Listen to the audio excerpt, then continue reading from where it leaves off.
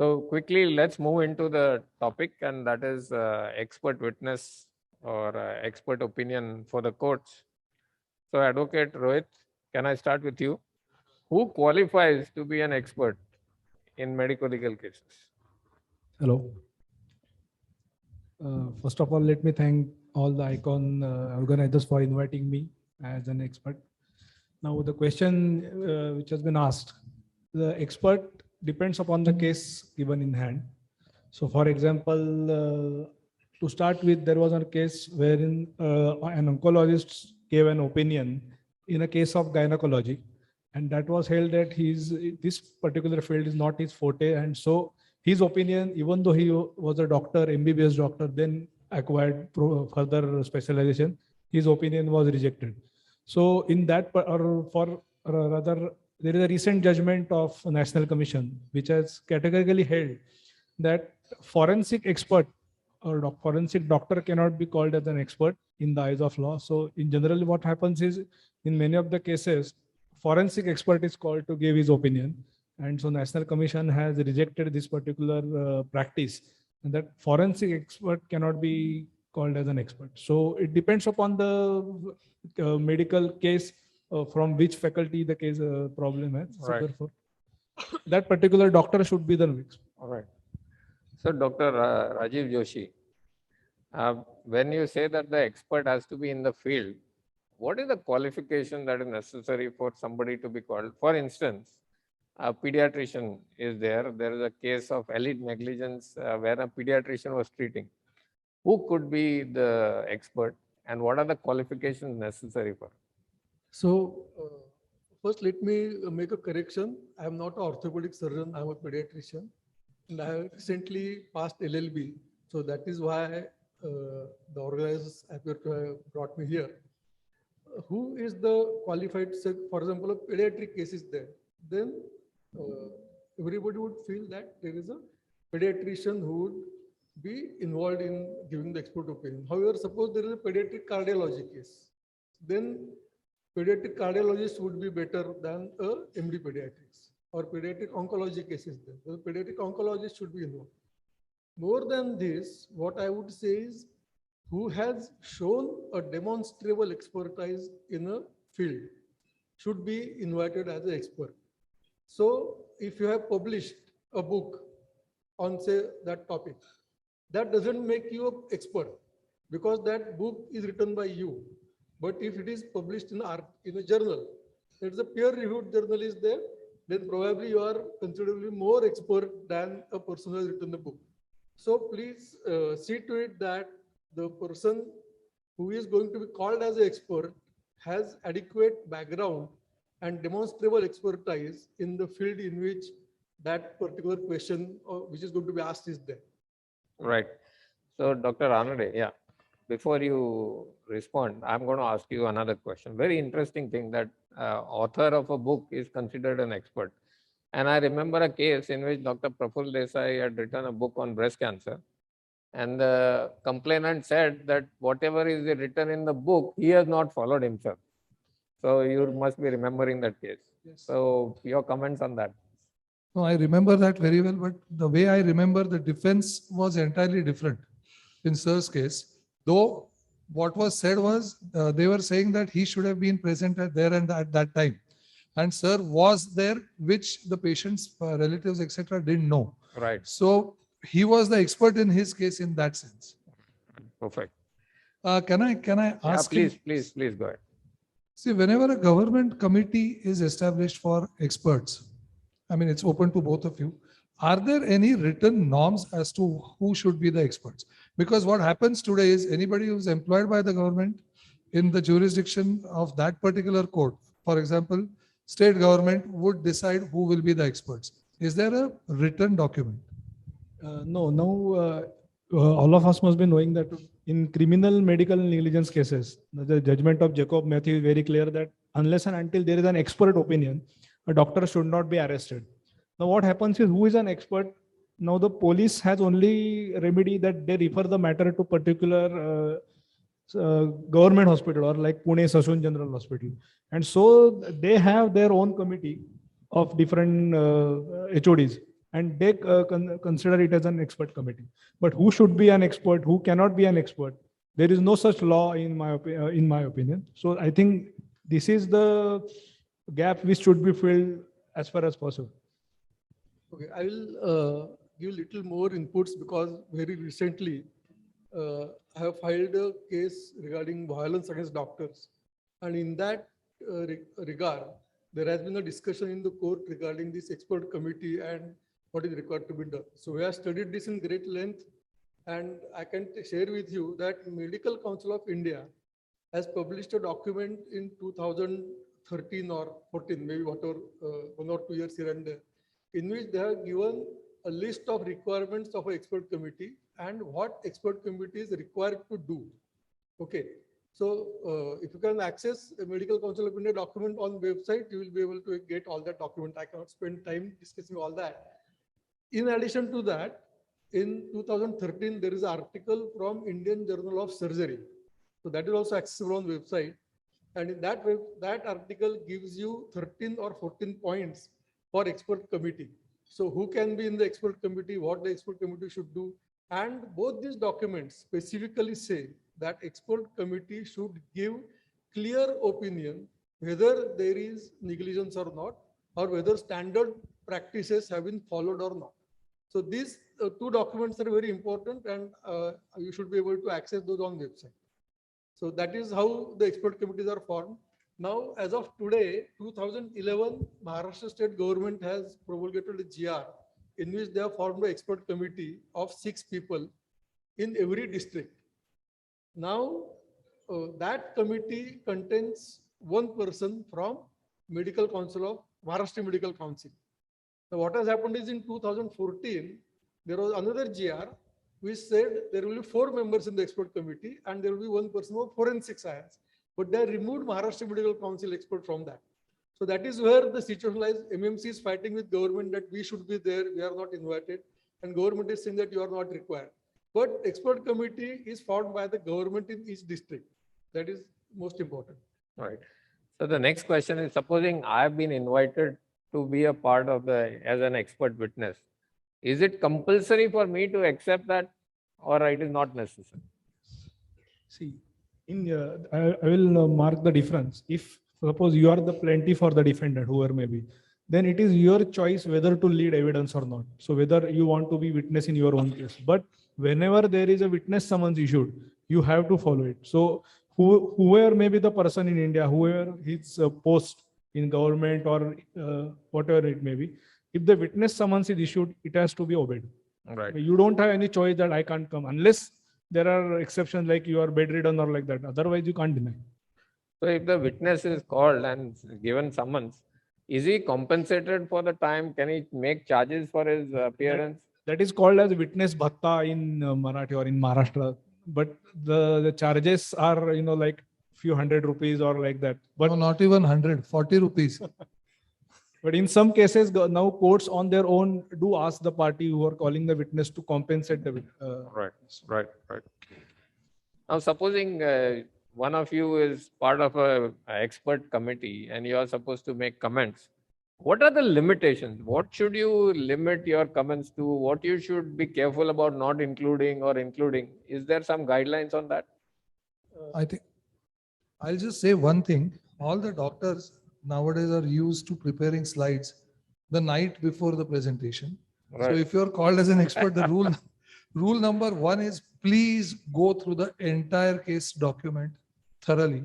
I think that is the first and most important thing, because every medical legal document will have 2 sides, medical as well as legal. The legal side will be taken care of by your lawyers, advocates, whosoever. But the medical side you must know, and please restrict yourselves only to your field of expertise. Don't try to talk about hypertension when you're an oncologist or a gynecologist. So I think that is the first and most important thing, that read it and limit yourselves to your expertise. Don't volunteer extra information. Try and give your answers as short as possible. I mean, there are so many examples, even in movies we see that whenever a particular person talks more, he gets trapped. So I would say that these 3 things are the basics for basic guidelines, I would say.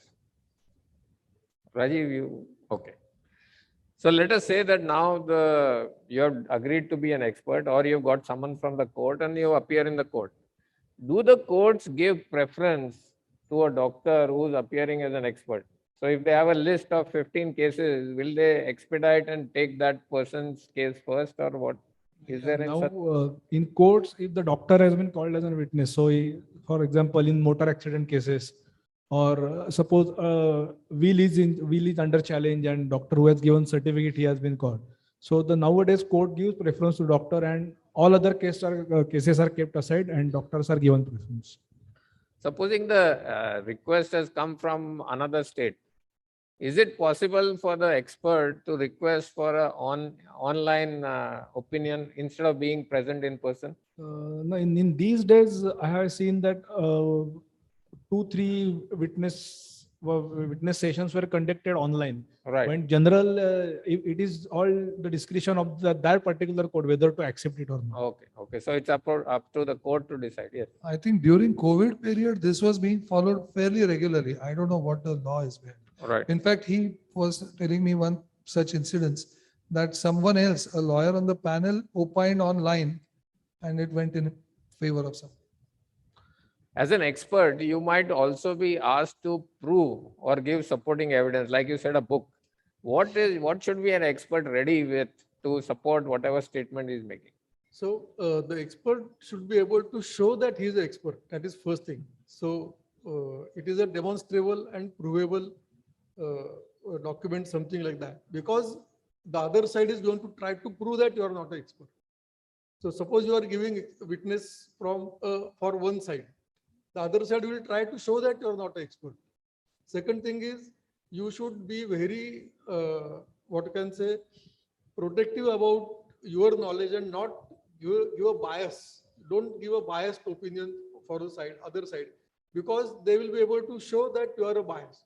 So you should be very careful that whatever opinion you are given is based on scientific basis. You should have got some references, some books, or your own data. Now, suppose I go and say that I have done 1,000 cases of so and so disease. That will not carry much of a value. But if I show these are the 1,000 cases, this is a document in which there is a list of all these cases, these are the outcomes, then probably that will have more value. So what I think is, if you have published some papers, if you have published some research articles, that you should carry with you so that you can prove that you have certain expertise in that particular field. Right. I will just add, if there are any, especially about drugs and selection of a particular drug in a particular disease, you should carry all the data that is available on the net in the last 3 years, which is supporting you. And at the same time, I would very strongly suggest that carry some articles which are even stating something against what you have stated. Because the other lawyers are not stupid or other people are not stupid, they are going to come out with those papers. So as an expert, if you could show the court that, okay, these are the documents which are against my opinion, but these are the reasons that they are against my opinion. And that is why my opinion is like this. I think that is the most important thing. Again, I mean, I'm sorry, I'm giving examples, but in my case, if you remember, we had done that Regio-Over study, and that study I had quoted, and the opposite side said that this study was in 2006 and something else has come up. But whatever case happened was in 2007.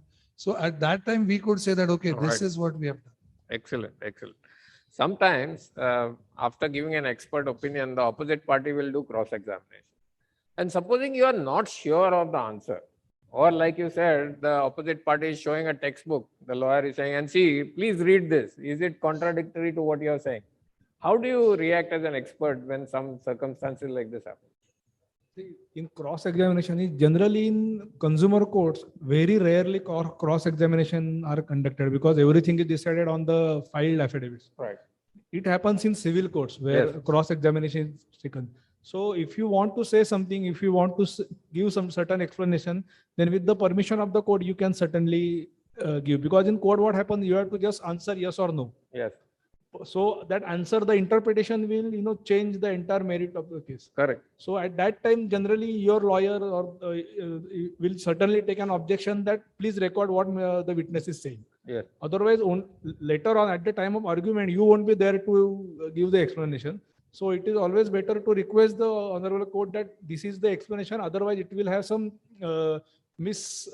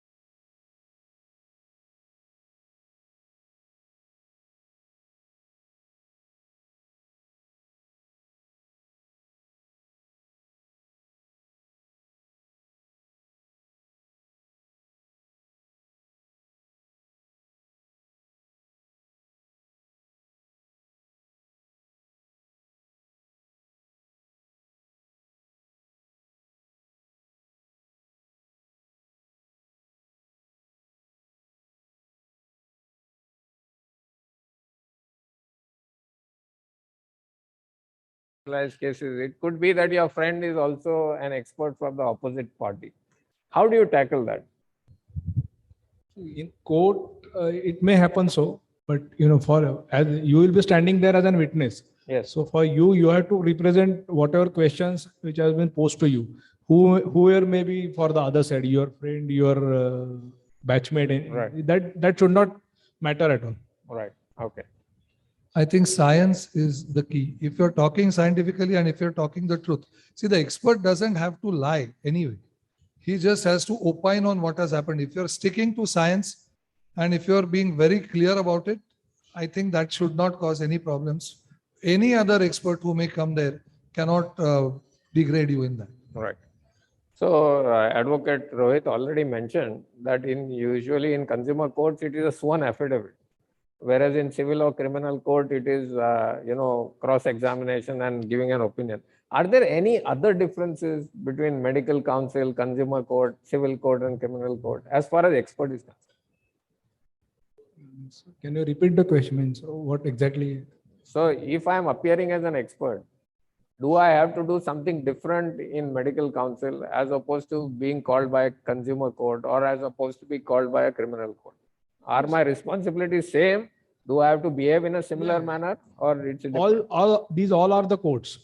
So they have all the similar powers, and you are witness, and you have to be what Dr. Andade said, that you have to follow the science and you have to tell the truth. Right. You are not there to please anyone. Correct. So whatever may be the fact, you have to just explain. Because therefore you have been called as an expert. Yes. And it is an opinion, and no opinion is binding on court.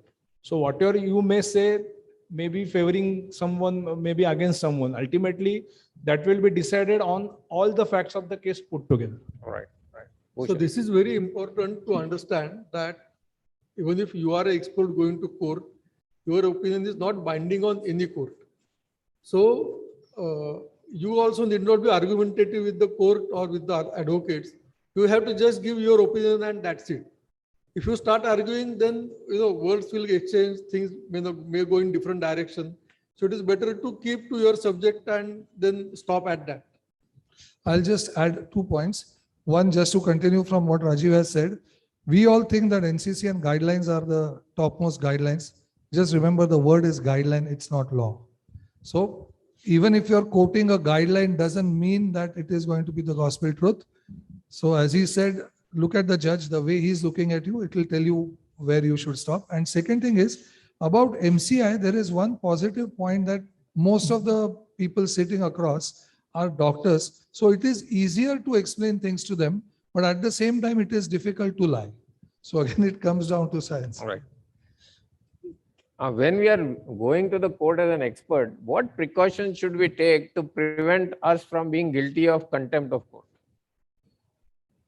See, contempt proceeding will come very later on. You have to be honest to your profession. You have to be honest to the facts. So you should Right. be having mastery over the facts, and you should be able to substantiate your opinion with the written opinion. There should be the medical literature which you will Right. be referring to. Right. So your opinion will based on the facts in hand and your knowledge and the medical literature, if any.